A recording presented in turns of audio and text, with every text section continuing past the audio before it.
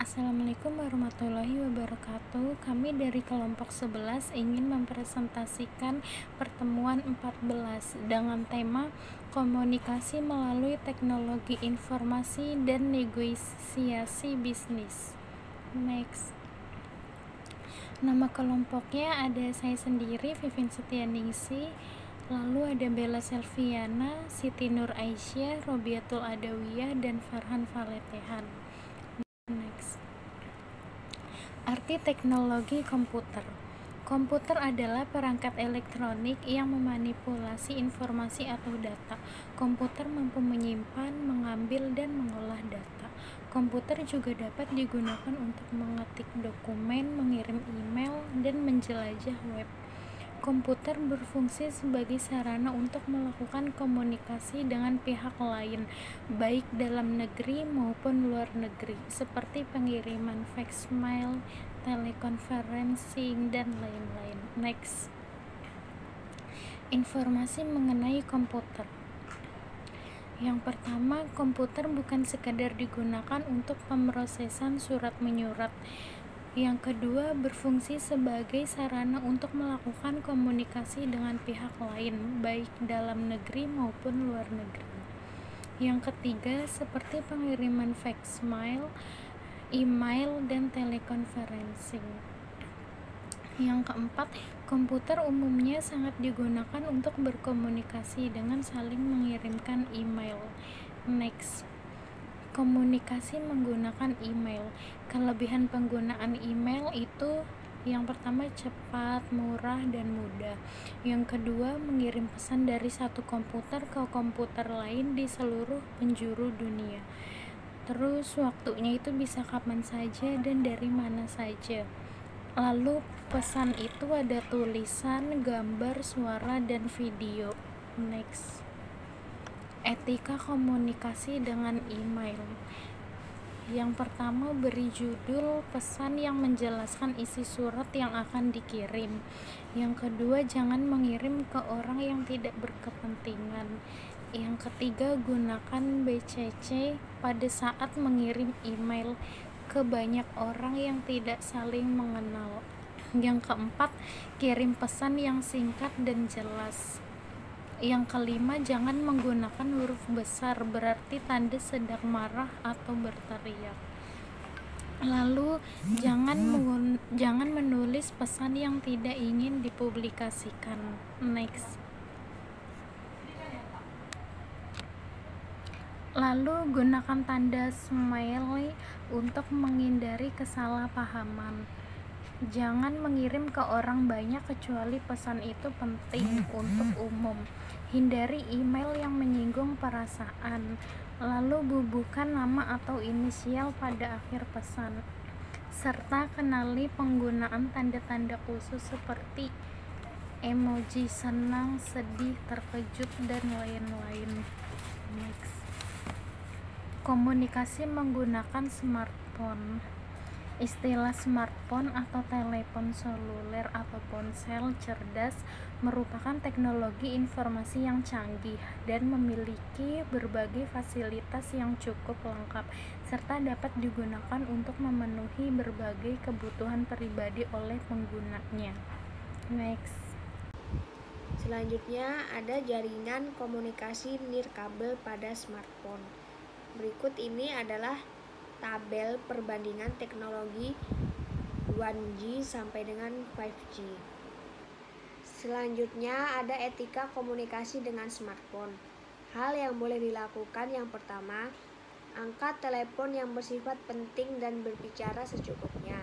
Yang kedua, matikan fungsi suara atau gunakan nada getar dalam ruangan yang banyak berisi orang. Yang ketiga, gunakan handsfree saat berada di ruangan yang sibuk dan berisik, guna mengeliminir suara saat berbicara.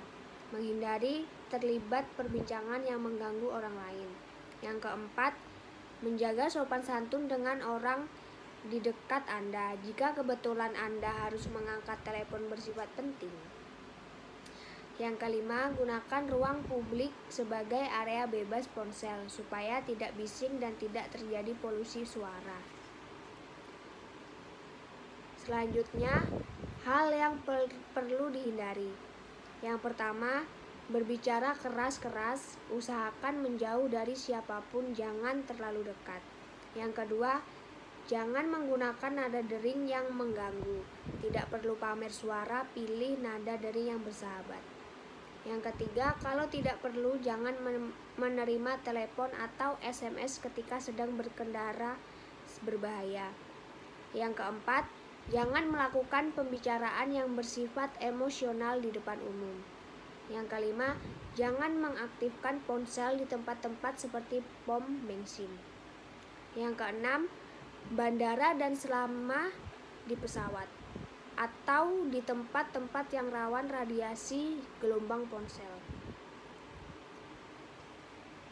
Selanjutnya ada negosiasi bisnis. Yang pertama, suatu proses komunikasi antara dua pihak yang masing-masing mempunyai tujuan dan sudut pandang mereka sendiri, yang berusaha mencapai kesepakatan yang memuaskan kedua belah pihak mengenai masalah yang sama. Menurut Hartman. Yang kedua, sebuah transaksi di mana kedua belah pihak mempunyai hak atas hasil akhir. Menurut Oliver. Yang ketiga, proses di mana paling sedikit ada dua pihak dengan persepsi, kebutuhan dan motivasi yang berbeda mencoba untuk bersepakat tentang suatu hal demi kepentingan bersama. Menurut Casey. Selanjutnya, hal yang perlu diperhatikan dalam kesepakatan negosiasi. Yang pertama, persiapan yang cermat. Yang kedua, presentasi dan evaluasi yang jelas mengenai posisi kedua belah pihak. Yang ketiga, keterampilan, pengalaman, motivasi, pikiran yang terbuka. Yang keempat, pendekatan yang logis untuk menciptakan dan mempertahankan hubungan yang baik dan saling menguntungkan dan saling menghormati. Yang kelima, kemampuan untuk membuat konsensi untuk mencapai kesepakatan melalui kompromi bila terjadi kemacetan. Selanjutnya yaitu tujuan negosiasi. Nomor 1, membantu membangun hubungan yang lebih baik. Nomor 2, memberikan solusi jangka panjang dan berkualitas daripada solusi jangka pendek yang buruk dan tidak memenuhi kebutuhan masing-masing pihak. Yang ketiga, membantu menghindari masalah dan konflik di masa depan. Selanjutnya yaitu ciri-ciri negosiasi. Yang pertama, tujuan negosiasi adalah memperoleh hasil dan manfaat bersama. Kedua, bersifat menang-menang atau win-win solution. Ketiga, untuk situasi yang memungkinkan untuk berbagi manfaat. Keempat, penting untuk menjalin hubungan jangka panjang yang sedang berlangsung. 5. Negosiasi adalah kemitraan. Dan yang keenam, adanya kesepakatan yang saling memberikan manfaat. Selanjutnya, negosiasi menang-menang atau win-win solution negotiation. Yang pertama, mendengarkan dan menggali kebutuhan dan kekhawatiran pihak lawan.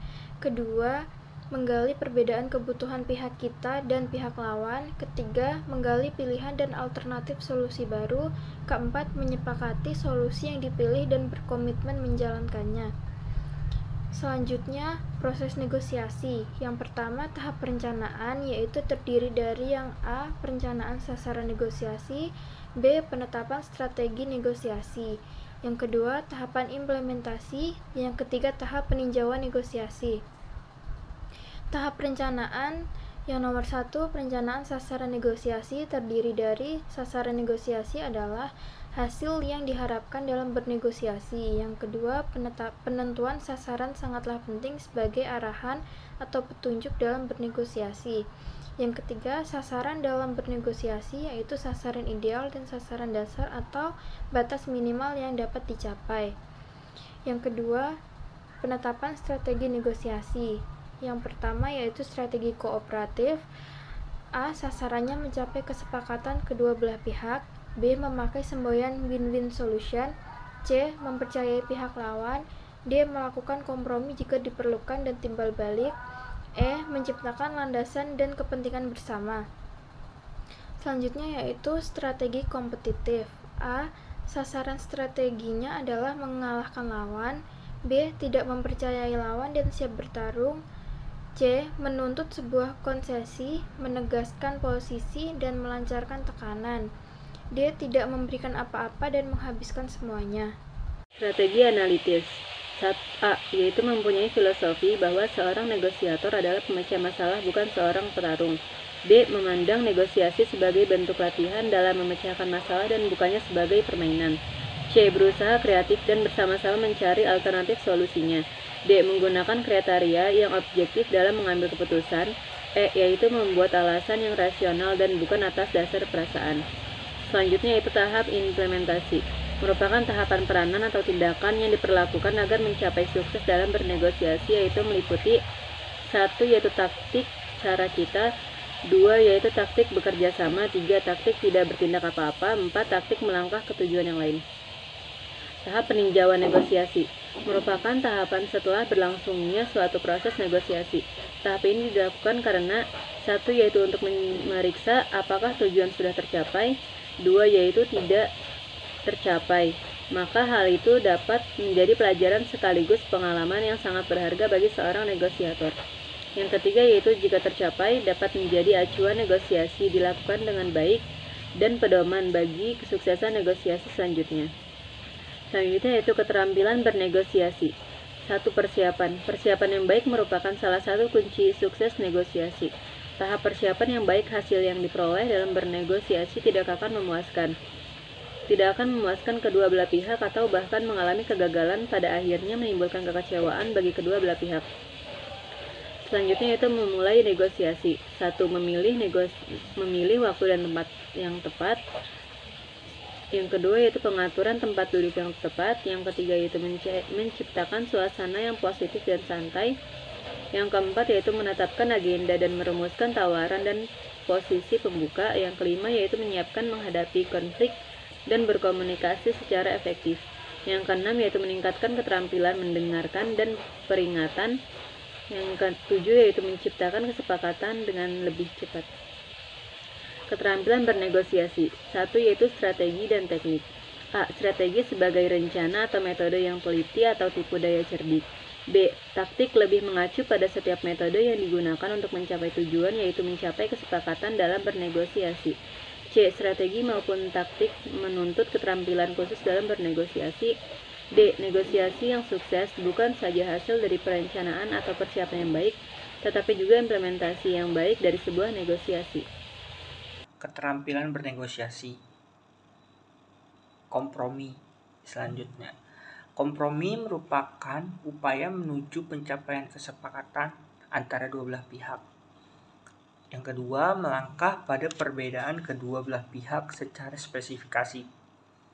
Yang ketiga, menyajikan pernyataan yang bersifat penilaian untuk mendukung posisi mereka sendiri. Next, menghindari kesalahan taktis. Yang pertama, mengajukan permintaan awal yang tidak logis. Yang kedua, memulai tanpa daftar penawaran. Yang ketiga, melakukan negosiasi terlalu cepat. Yang keempat, menghargai tawaran yang tidak masuk akal. Yang kelima, bernegosiasi secara saat terkejut.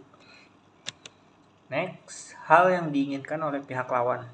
Yang pertama, merasa nyaman akan dirinya sendiri. Yang kedua, tidak merasa dibohongi. Yang ketiga, mengetahui dan memahami lebih banyak tentang produk yang dinegosiasikan. Yang keempat, uang, barang, dan pelayanannya sangat bagus. Yang kelima, komunikasi yang jelas. Yang keenam, diperlakukannya konsumen atau negosiator dengan ramah. Tipe negosiator ada 4. Yang pertama, negosiator curang. Tipe ini biasanya akan berorientasi memenangkan negosiasi dan mengalahkan lawannya dengan menggunakan cara apapun. Yang kedua, negosiator profesional. Tipe ini sangat paham tentang produk yang akan dinegosiasikan oleh dia dan memiliki pengetahuan dan keterampilan saat bernegosiasi, mengetahui banyak hal tentang lawan negosiatornya. Yang ketiga, negosiator bodoh. Tipe yang cenderung menghendaki kekalahan kedua belah pihak. Terus tidak peduli apapun yang lawan lakukan. Tipe ini akan berusaha agar tidak ada yang bisa menang. Yang keempat, negosiator bodoh. Negosiator naif. Tipe negosiasi ini biasanya tidak siap untuk bernegosiasi. Percaya begitu saja dengan pihak lawan negosiatornya. Dan menyetujui apa yang diinginkan pihak lawan. Sekian dari kelompok kami, kurang lebihnya mohon maaf. Assalamualaikum warahmatullahi wabarakatuh.